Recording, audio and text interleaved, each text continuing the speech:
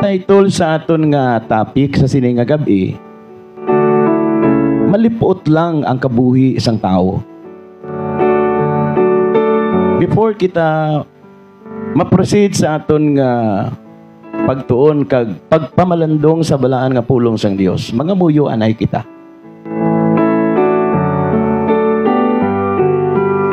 Amay nga langitnon, Dios nga labing balaan. Mahigugmaon kag maluluyon nga amay. Nagapalapit kami sa imo, Father God, sa imo balaan nga presensya. Kag ginadayaw gid namon kag gina pasalamatan ang imo balaan nga pangalan sa imo nga kaayo katutom sa amon tagsa kakabuhi. Lord God, patawad sa amon mga kasalanan. Salamat Ginoo sa pagtipig mo, sa pag-amlig mo sa amon tagsa kakabuhi. Even Lord, sa pag-sustain mo sa amon nga mga panginahanglanon. Salamat Father God, ang imo guidance kag proteksyon nagapadayon sa tagsa-tagsa sa amon. Lord, sa siningation nagapanghayo ako Ginoo sang guidance, empowerment through your Holy Spirit, Father, nga mag-lead sa akon, magahatag kaisog kag kaalam sa pagpahayag sing maathag sa paagi sa imo balaan nga pulong. Ikaw Ginoo ang magapanguna sa sini nga buluhaton. Even Lord, ang nagaview kag ang nagapamati sa sini nga tion, tagaay man sila Ginoo sang kaalam, paghangop kag pagintindi. Agud maintindihan namon Father God ang imo mensahe nga gusto mo gid ipahayag kag ipaabot sa amon tanan.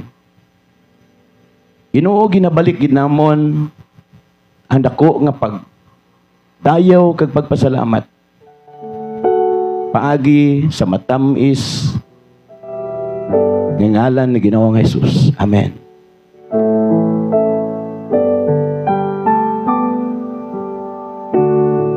Sa liwat, ang title sa aton pagtuon sa sini nga gabi, malipot lang ang kabuhi isang tao.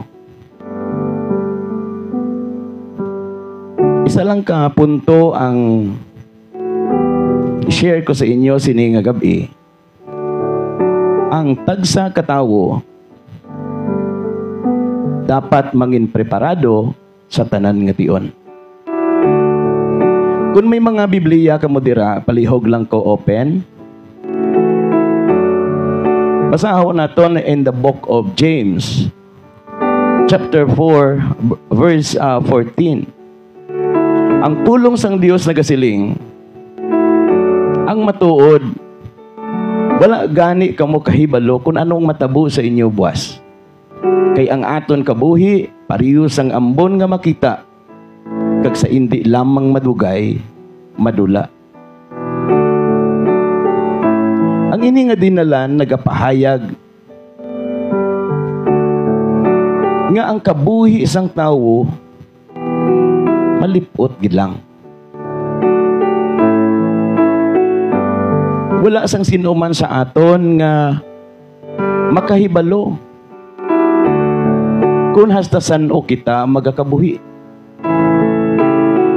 Wala sang sino man sa aton makasiling gusto ako magakabuhi sa edad nga 300, 200. Wala sing bisan isa nga makapatod sa aton nga kabuhi. Kay ang Dios gid lang. Tungod ang Dios amo ang tag-iya sang aton kabuhi. Siya ang nagahatag, kag siya man ang magakuha. Gani sa sini nga gabi, ang pulong sang Ginoo naga-remind sa aton tanan nga ang tagsa-tagsa sa aton dapat mangin preparado sa tanan nga tion.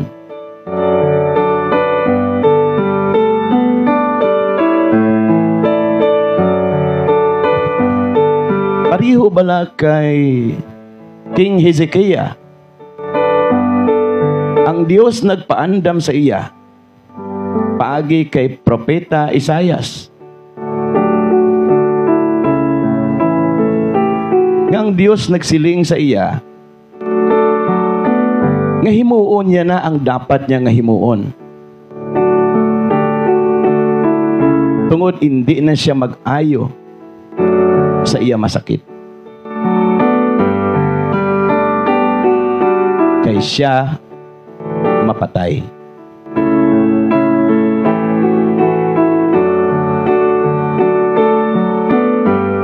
Sining dinalan, nagapakilala nga ang aton nga Dios amo ang nagakontrola sang tanan. Bisan sa aton kabuhi, siya ang may otoridad sa pagkuha sini. Tungod siya ang nagahatag sa aton nga kabuhi.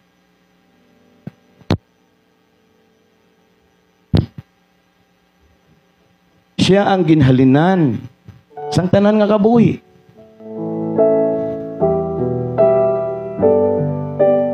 Gani even si King Hezekiah,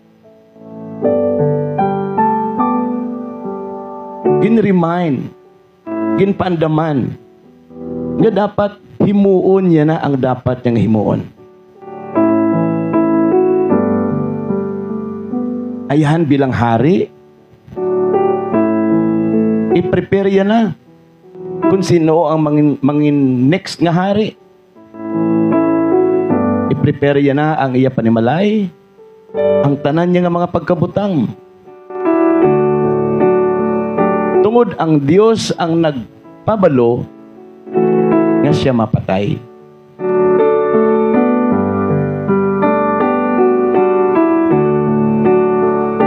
Dapat i-preparar yan na ang tanan. Ang talapuson niya pa lang, dapat tapuson niya na. Ang Diyos nagpabalo sa iya, paagi sa alagad sang Diyos. Paagi kay Propeta Isaias.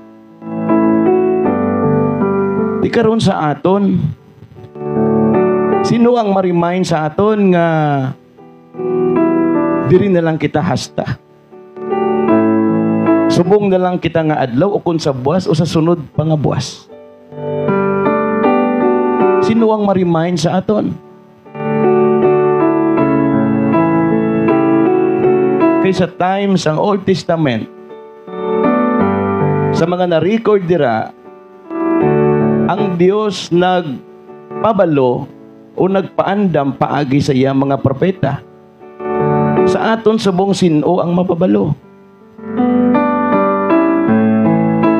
Of course, ang Biblia, ang balaan nga pulong sang Dios, amo ini ang magpabalo sa aton. Amo ini ang mag-remind sa aton. Amo ini ang buhi kagamhanan nga pulong sa aton nga Dios. Ang balaan nga Biblia. Ang Biblia amo ini ang nagasugid sang kamatuoran. Amo ini nagatudlo kung anong dapat naton nga pagahimuon. Gani sa sini nga dinalan, naga-remind sa aton tanan nga ang aton kabuhi malipot gid lang. Kay ini malipot kag hindi naton mapatod until when kita magakabuhi, dapat preparado kita sa tanan nga tion. Sa sini nga gabi, ano ba lang dapat naton preparahan? Sa realidad, ang tagsa katawo nagapreparar. Even sa mga ginikanan, nagahandom nga may stable nga trabaho. Agod may dako nga saving sa bangko. Agod mapreparahan ang kabataan sa ilang nga future. May ara gani isang mga insurances. May mga educational plan. Ginpreparahan ang kabataan. Agud kung sila mag-eskwela na, hindi na magproblema ang ginikanan. Even sa aton nga health. So may mga health insurance man. May life insurance man. So ang tanan ginpreparahan.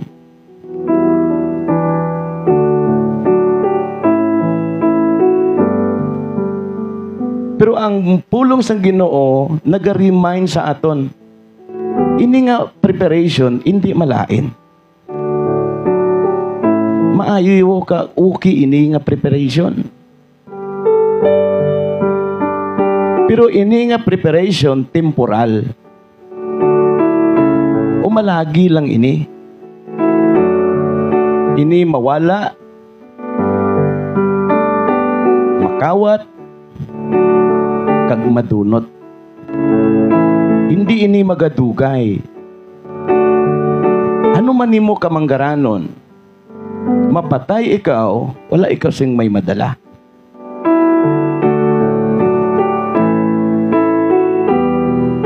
Ano man naton kapamalibad nga hindi kita gusto mapatay, mapasugot kita kag si hindi, mapatay kita sa gihapon. Tungod ang pulong sa Ginoo naggasugid sa kamatuoran kag inigin pahayag sa Hebreo chapter 9 verse 27 nga ang tagsa katawo mapatay sa makaisa kapag pagkatapos hukman na siya sang Dios. Mapasugot kita kasi hindi, mapatay kita tanan. Ang preparation about sa future, okay man eh. Okay man eh. Kaya kinahanglan man ni naton while nagakabuhi kita sining kalibutan. Pero dapat hindi lang diri nakafocus ang aton nga priority. Hindi nakafocus sa temporal. Ang pulong sa Ginoo nagatudlo sa aton nga dapat ang i-prioritize naton sa aton kabuhi ang eternidad.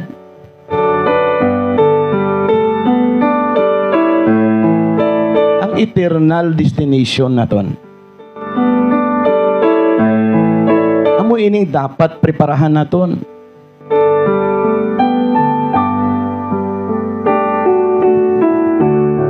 Kaya mo ini ang gusto sang Ginoo. Ang destinasyon sa aton tawhanon nga lawas, nabalaan na naton. Nga mapatay kita, magabalik kita sa duta. Karon ang preparahan naton ang aton kalag. Dapat mapreparahan naton ini kung diin makadto tapos mapatay ang aton physical nga lawas. Diin bala makadto ang aton kalag.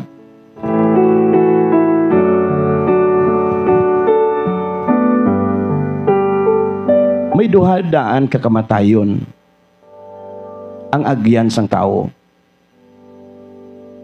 Ang una, amo ini ang physical death. Ang kamatayon sa atong tawhanon nga lawas. Wala sing sinuman nga makapalagyo sa aton sini. Wala sang exempted sa sini nga kamatayon. Manggaranon ka, imol ka, mapatay ikaw. Matarong ka man, malaot ka man, sa gihapon mapatay kita. Mapatay ikaw. Tanan kita mapatay. Wala sang excuse sa sini nga kamatayon. Pero ang kamatayon espiritual, pwede nga hindi kita makadangat dira. Amo ining dapat naton preparahan. Nga mapatuod naton nga hindi mapatay ang aton kalag. Kaya mo ining gusto sang Ginoo nga dapat preparahan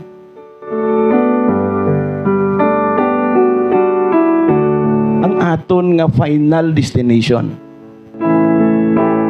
Kay ini ang eternal forever. Walay katapusan nga puluyan naton tanan. Diri na kita maga-star tubtub sa katubtuban. So dapat mapatuod naton ini. Ang kamatayon espiritual mahimo likawan. Kag hindi na kita mapatay kung mapreparahan naton ini. Ano bala ang buhaton, Brother Vic? Para malikawan ang kamatayon espiritual, ang kamatayon sang kalag. Para malikawan ining duog sang pag-antos, ining impyerno. Gusto namon masigurado, agud makaprepare kami. Yes, tanan kita makaprepare pa. As long as tanan kita nagakabuhi pa. Kay ang mga patay, wala na ilabot sa preparation. Kita lang ang mga buhi nga sa diin makaistorya pa kita sa aton nga Dios.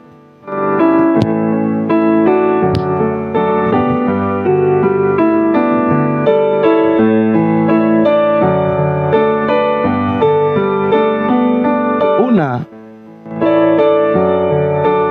kinahanglan nga maluwas kita. Karon ano ba lang himuon agud maluwas? Ang Book of Acts chapter 16 verse 30 to 31 nagapahayag diri sang kamatuoran. Ang isa ka jail guard nagapamangkot kay Apostle Paul kag kay Silas. Ano ba lang dapat himuon agud maluwas? Sa verse 31 nagsabat si Paul kag si Silas. Magtuo ka kay Ginoong Hesus kag maluwas ka kag ang imo panimalay.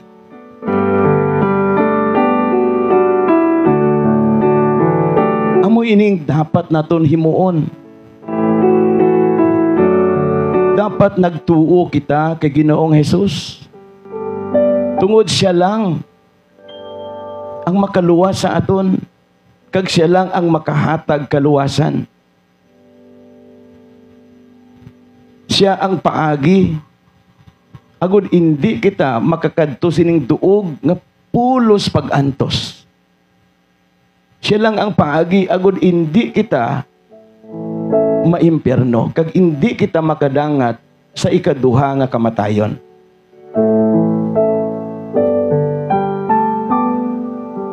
Kaysa aton pagtuo kay Jesus Christ,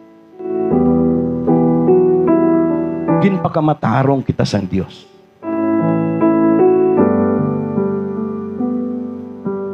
Kaya ginhambal diri sa Roma 3:22. Ang tawo ginpakamatarong sang Dios paagi sa iya pagtuo kay Kristo Jesus. Kay ang Dios wala sing may pinilian. Gani ang bisan sino nga nagatuo kay Kristo Jesus pakamatarungon sang Dios. Si Kristo Jesus ang makahatag kaluwasan at the same time amoy ning paagi nga kita tanan pakamatarungon sang Dios.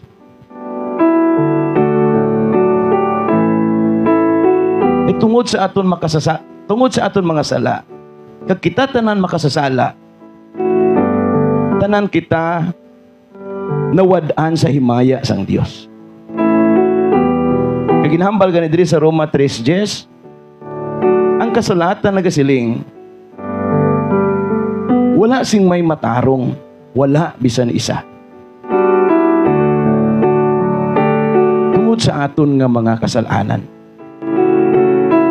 Pero paagi kay Ginoong Hesukristo, paagi sa iya palansang sa cross, paagi sa iya kamatayon dito sa cross of Calvary, paagi sa dugo ni Kristo nga amo naglimpyo sa aton kasalanan, nahilway kita sa gapusang sala. Si Kristo ang nagbayad sa aton kasalanan. Siya ang nag-ako sa aton nga mga sala.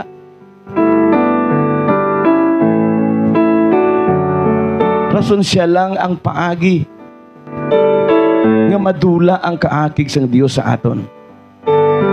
Paagi sa dugo ni Kristo, nangin matarong kita sa tubangan sang Dios.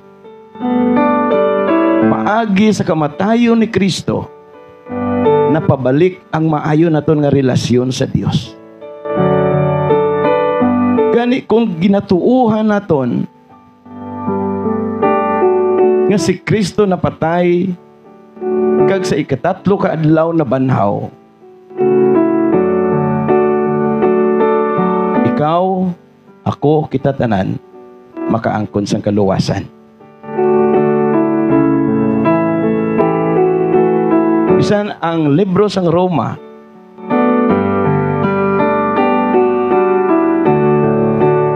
sa kapitulo 10 versikulo 9, nagasiling dira nga kung isugid mo nga si Jesus amo ang Ginoo kag magtuo ka sa imo tagipusoon nga ginbanhaw siya sang Dios halin sa kamatayon, maluwas ka. Tama ka at hag ang ini nga dinalan.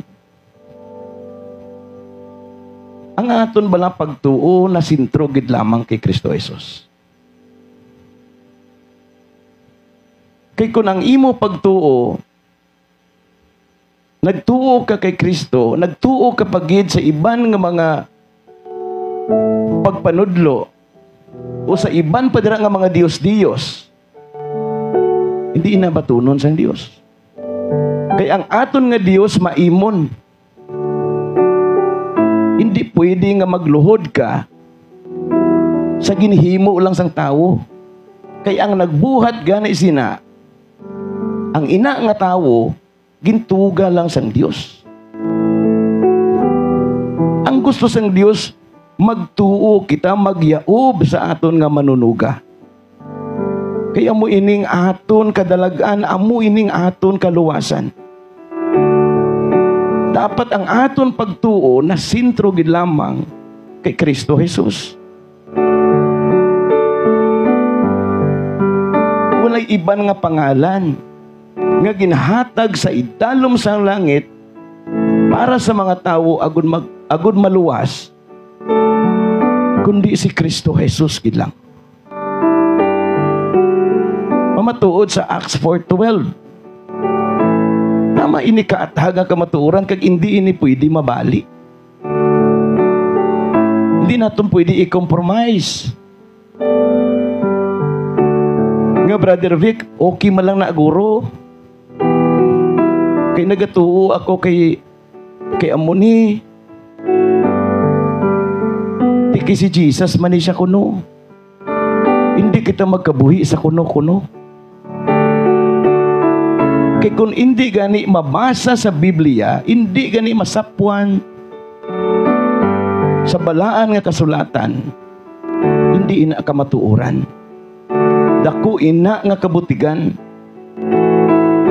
Kay ang kamatuoran, amugid lang ang balaan nga kasulatan nga mo ang Biblia. Amo ini ang pulong sang Dios. Hindi na kita magkabuhi sa mga pagpanudlo bala nga ginhimo man lang sang tawo. Nga maluwas kuno kita paagi sa amo sini, paagi sa pagsulod sa relihiyon, paagi sa paghimo sang kaayuhan.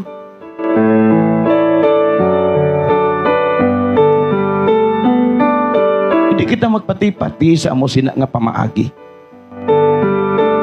Magpamimbro lang kuno sa ila iglesia, maluwas. Paano ina matuod? Paano ina magmatuod? Kaya ang ina nga mga doktrina kag pagpanudlo, hindi ina makita sa Biblia. Paano ka makasiling nga ang inyo relihiyon amo ang kamatuoran? Kag paagi sa inyo relihiyon, kag magpamimbro sa inyo, maluwas na. Paano mo ina-justify?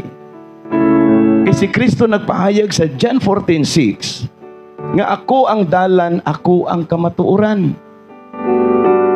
Di karon kamo nag-claim nga kamo ang kamatuoran.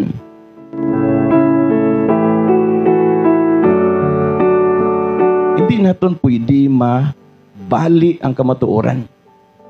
Dako ining pagpamukaw sa aton tanan. Dako ining pagpahanumdum sa aton tanan. Sino aton patihan? Ang tawo nga gintuga lang sang Dios o kung ang aton nga Dios nga among manunuga? Sino aton patihan? Nga si Kristo Jesus na gid ang naghambal nga ako ang dalan. Therefore, wala na sang iban nga dalan. Ako ang kamatuoran. Therefore, wala na sang iban nga kamatuoran. Kag ako ang kabuhi. Wala sing sino man nga makakadto sa Amay kung hindi paagi sa akon. Tama kaatag sa sini nga kamatuoran. Utod abyan, ayop nga aton pagtuo na sintro kay Kristo Jesus gid lang. Siya ang aton kaluwasan. Siya ang aton kinahanglan. Agud hindi kita makadangat sa ikaduha nga kamatayon. Amoy ning dapat preparahan naton samtang buhi pa kita sini nga kalibutan. Kay kung patay na kita, ang pulong sa Ginoo nagpahayag nga wala na'y pulos ang paghinulsol sa lugar sa mga patay. Wala na'y kapuslanan. Bisan pa ang pagadi sa mga buhi para sa mga patay, wala'y pulos. Si Jesus ang naghambal dira sa Lucas 16. Versikulo 19 hasta 31.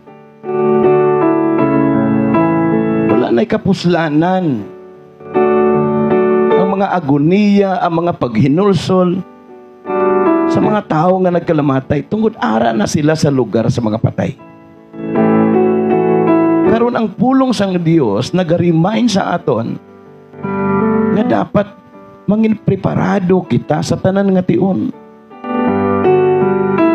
Kay ang pag-abot ni Ginoong Jesus wala sang sinuman nga makahibalo. In the book of Matthew chapter 24 verse 36 kag 44, naghambal dira sa oras o kun adlaw sa pagbalik ni Ginoong Hesus, wala sing may makahibalo. Bisan pa ang mga anghel sang Dios. Hambal ni Jesus, bisan ako. Kaya nakahibalo ang Amay kidlang. Gani hambal ni Jesus, mag-andam kamo. Kaysa oras nga wala ninyo ginapaabot, ako nga anak sang tao mag-aabot. Gani, dapat preparado kita. Dapat i-establish na naton ang aton relasyon sa Dios. Si Kristo abyan ang aton kasiguruhan. Siya ang aton kadalagan, siya ang aton kaluwasan. Kay paagi sa iya mangin anak kita sa Dios. Paano? Paagi sa aton pagbaton sa iya bilang aton Ginoo kag personal nga manluluwas. Kag sa aton pagtuo sa iya nga siya nagbalansang sa krus. Siya napatay dito sa cross of Calvary. Agud mapatawad ang aton kasalanan. Kung ginatuuhan naton nga si Jesus napatay kag nabanhaw, mangin anak ikaw kita sang Dios. Pamatuod sa Juan 1:12, ang bisan sino nga nagbaton kag nagtuo sa iya, hatagan niya sing kinamatarong nga mangin anak sang Dios.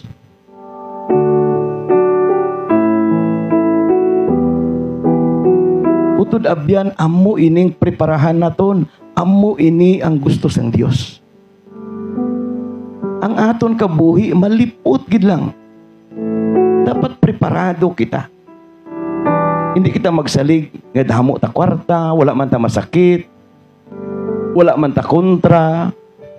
Hindi ini assurance. Nga hindi pa ta mapatay. Kaya hindi nato nahibaluan kung saan umaabot si kamatayon sa aton kabuhi. Hindi kita kapili kung ano nga paagi nga kamatayon gusto naton. Kay may kamatayon bisan sa aton katulugon, hindi na ta makabugtao.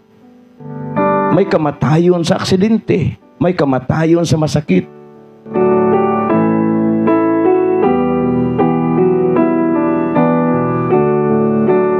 Madamo sang pamaagi rason nga ang pulong sa Ginoo nagpaandam sa aton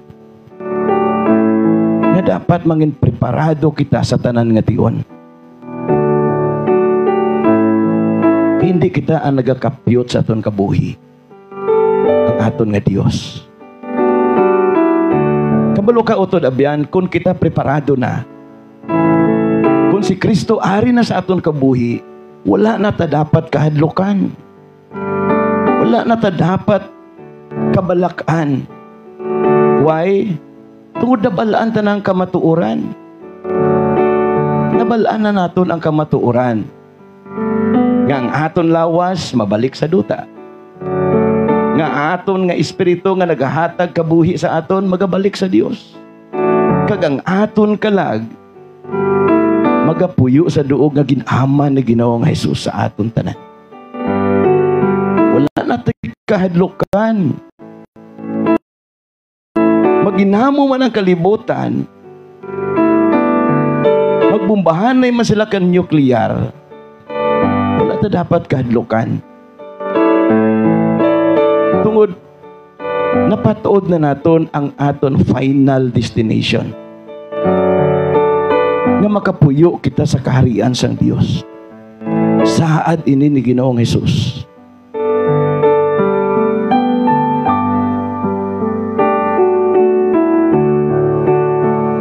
Kaya ang tanan nga kaanakan sang Ginoo, sigurado nga ang mga pangalan sini masulat sa Book of Life.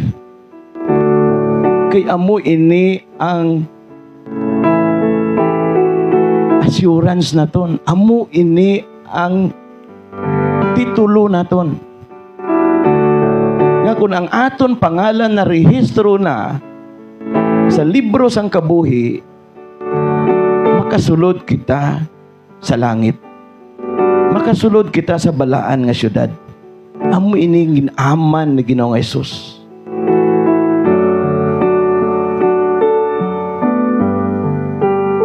Di paano, Brother Vic, masigurado nga ang aton ngalan nasulat sa Book of Life?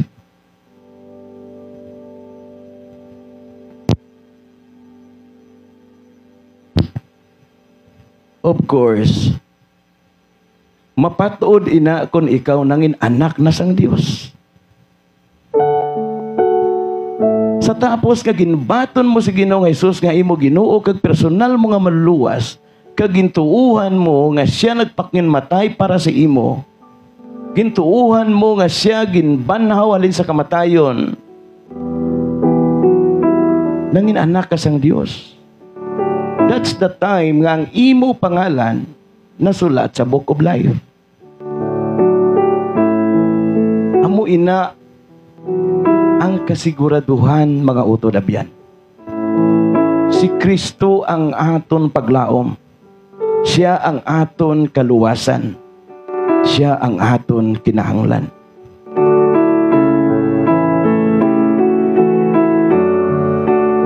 Kinahanglan naton nga maghimo kita desisyon samtang buhi pa kita sining kalibutan.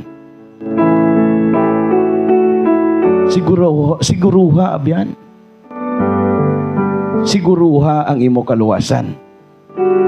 Preparar ka na nga daan.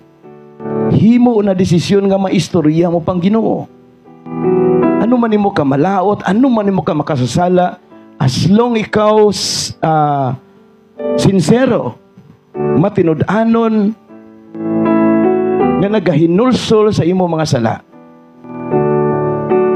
patawaron ikaw sang Dios. Inambal diri sa 1 John 1:9 nga kung ituad mo ang imo mga sala sa Dios, masaligan siya sa pagpatawad. Limpyuhan niya ang tanan naton nga kalainan. Himuon niya ini tungod matarong siya nga Dios. Hindi ka magduha-duha abyan. Aslo nga sincero ikaw, matinud-anon ikaw sa imo katuyuan nga ikaw nagpalapit sa Ginoo, batunon ikaw sang Dios. Patawaron ikaw sang Dios.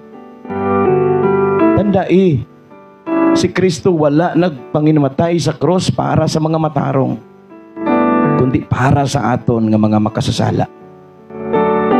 Wala pa nagbalik si Jesus. Ayhan ikaw ang ginahulat niya nga maghinulusol. Ayhan ikaw ang ginapaabot niya nga magbalik sa iya, magdangop sa iya, magsurrender sa imo kabuhi sa iya. Himua abyan. Dako pa ang kahigayunan tungod maistorya mo pa ang Dios.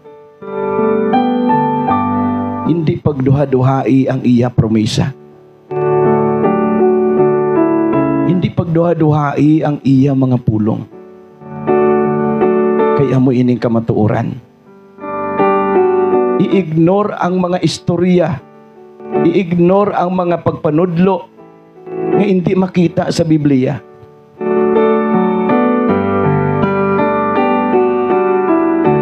I-reject ina mga abyan. Ang tuuhi ang pulong ni Kristo. Tuuhi ang balaan nga pulong sang Dios. Kay amoy ni ang nagsugid sang kamatuoran. Nga kinahanglan gid nga masulat ang aton ngalan sa Book of Life. Tungod naghambal diri sa Revelation chapter 20 verse 15, ang bisan sino nga ang iya ngalan hindi masapuan o hindi masulat sa libro sang kabuhi, ang iya kalag igatagbong sa linaw nga kalayo. Amo ini ang ikaduha nga kamatayon. Tuod ini nga kamatuoran. Tungod ikaw mismo, kung buksan mo ang Biblia, kag basahon mo, pangitaon mo, ang Book of Revelation chapter 20 verse 15, mabasa mo ni, nga ang bisan sino nga tao nga ang iyang ngalan, hindi masapuan sa Book of Life, ang iya kalag itagbong sa impyerno, itagbong sa linaw nga kalayo.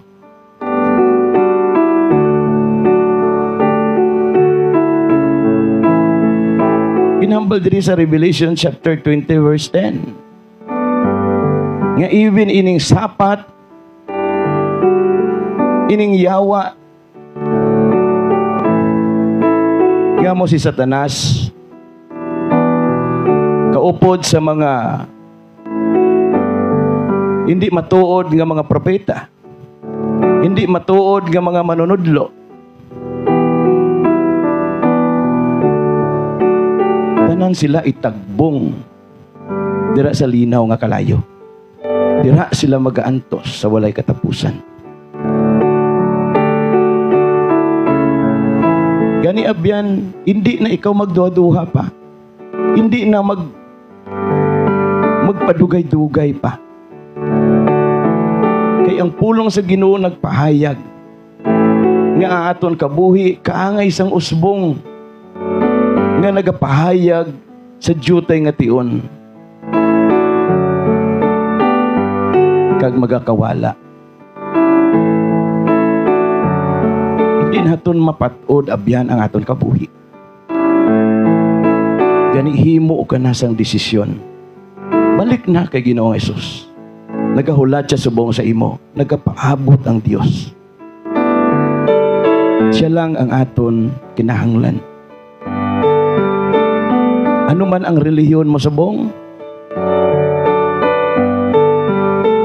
batuna sa Ginoong Hesus bilang imo Ginoo kang mululuwas kag tuuhi. Kay ikaw pakamatarungon sang Dios kag maangkon mo ang kaluwasan.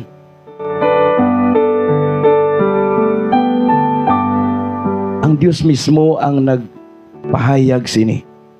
Sa Juan 3:16. Kay ginhigugma sang Diyos ang katawhan sa kalibutan. Sa bagay ginhatag niya ang iyabugto nga anak. Agud ang bisan sino nga magtuo sa iya, hindi na mawala, kundi may kabuhi nga walay katapusan. Ining kamatuoran abyan kag amo ining aton nga kalipay. Hindi ta magkabuhi sa kahadlok, sa kahangawa, sa pagpangduha-duha. Mostly balaan ang tao pamangkuton mo. Nabalaan mo bala kung mapatay ka ang kalag mo diin makadto?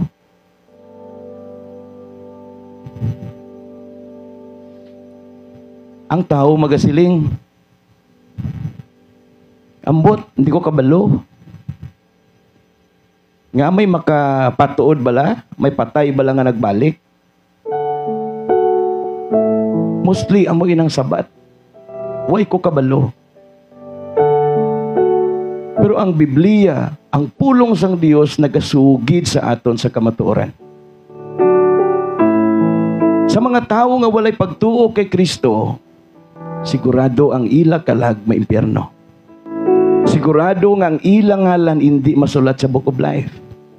Why? Hindi sila tumuloon ni Kristo. Hindi sila mga anak sang Diyos. Kundi mga anak sila sa kaaway. Kaaway sang Diyos, amo si Satanas. Ang tanan nga tawo nga walay pagtahod sa Diyos, walay pagtuo, nagasikoy sa kamatuoran, sila ululupod kay Satanas nga igatagbong sa linaw nga kalayo. Ang pulong sang Dios nagsugid sang kamatuoran.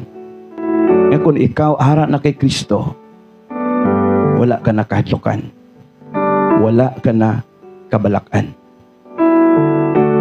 Muna kung ikaw nakahibalo sa kamatuoran, pamangkuton ka, kung mapatay ka din makadtoy mo kalag sa langit. Tungod ako anak sang Dios. Tungod ako ara na kay Kristo. Tungod ginsurrender ko ang akon kabuhi, ang akon kalag, ang akon espiritu sa Dios. Nga mo sa Ginoo Jesucristo. Si Kristo nagsaad utod apyan. There is a John 14 verse 1 to 3. Hambal dira, hindi ka mo magpalibog. Magtuo ka mo sa Dios, kang magtuo ka mo sa akon. Siling niya, ako magalakat sang una.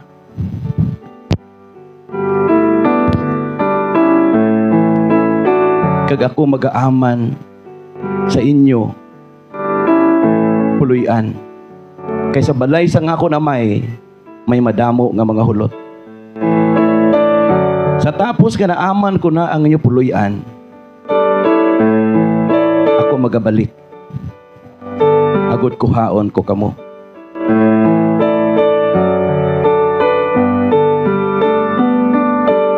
Agod kundiin ako, dito man kamo.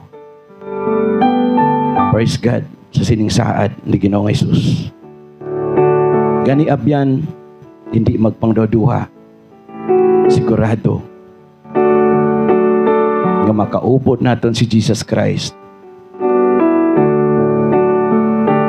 Maabot man si kamatayon, wala tay kahadlukan. Magkira man ang kalibutan, wala ta kahadlukan. Ano man kabudlay sa kahimtangan, hindi magkahadlok, hindi magkalisang o kung magkahangawa. Kay ang Dios kaupod naton. Siya nagsaad, di ko kamo pagbiyaan o kung pagpabayaan.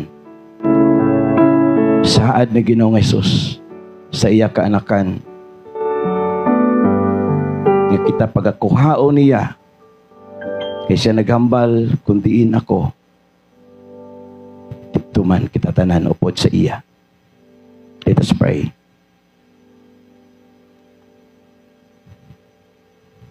Mahigugmaon kag balaan nga Dios. Nagapasalamat ako, Father God, sa imo balaan nga pulong na nagatudlo sa sini nga kamatuoran. Nga mahimo gali namon malikawan, Father God, ang kamatayon espiritual, ang kamatayon sa mon kalag. Paagi ka Ginoong Hesus, padayon kami magakabuhi sa balay katapusan kaupod sa iya. Salamat Lord sa imong nga pulong nga nagapahayag sa amon. Nagatudlo kung anong dapat namon himuon. I hope Ginoo nga tanan kami preparado na. Maabot man si Jesus, maabot man si kamatayon, wala kami kahadlukan. Tungod na hibaluan namon,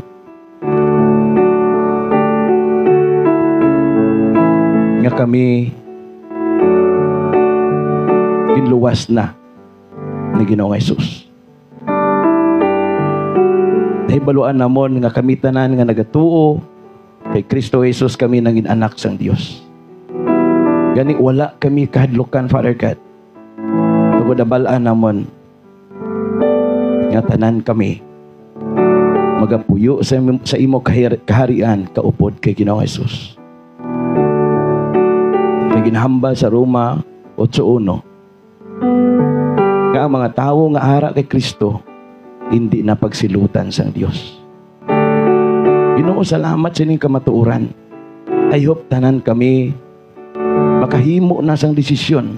I hope tanan kami makapreparar na. I hope tanan kami handa na nga mag-surrender sa among kabuhi kay Kristo. I hope, Lord God, nga tagahaan mo kami sa tagipusoon tanan nga mabinatunon. Agud mangin preparado kami Ginoo sa tanan nga tion. Salamat Lord sa kamatuoran. Nga si Kristo lang gid gali ang amon kinahanglan. Si Kristo lang gid gali ang makaluwas sa amon kag wala na sang iban pa. Salamat Lord sa imong pulong nga gamahanan nga nagatudlo kang nagasugid sa kamatuoran kung anong dapat namon himuon Ginoo. Salamat Lord sa kahigayunan nga kami makabati pa sa imong pulong, makabasa pa sa balaan nga Biblia. Lord God, i-bless ang ini nga ministry. Padayon ikaw magagamit Ginoo sa tingog sang kaluwasan. Padayon ikaw magagamit sa amon tanan. Kay Brother Rome, Sister Alma, kag Sister Joy, i-bless kami Ginoo upod sa amon panimalay. Even sa tanan nga mga viewers, mga followers, i-bless sila Ginoo. Ang dako nga reunion dito sa langit. Nga tanan nga mga kaanakan magatililipon sa kaharian sang Dios upod kay Kristo Jesus. Amo ini ang pinaka-exciting nga tion sa kabuhi sang tao. Nga magtililipon ang katawhan sa puluyan sang aton nga Amay sa langit. Ginoo, salamat. I-bless kami tanan. Kag tungod sa imo kaayo katutom, tinabalik namon Father God ang kadayawan, kahimayaan kag pagpasalamat. Ini tanan amon kinpaabot paagi sa imo bugto nga anak nga among Ginoong Jesucristo. Amen.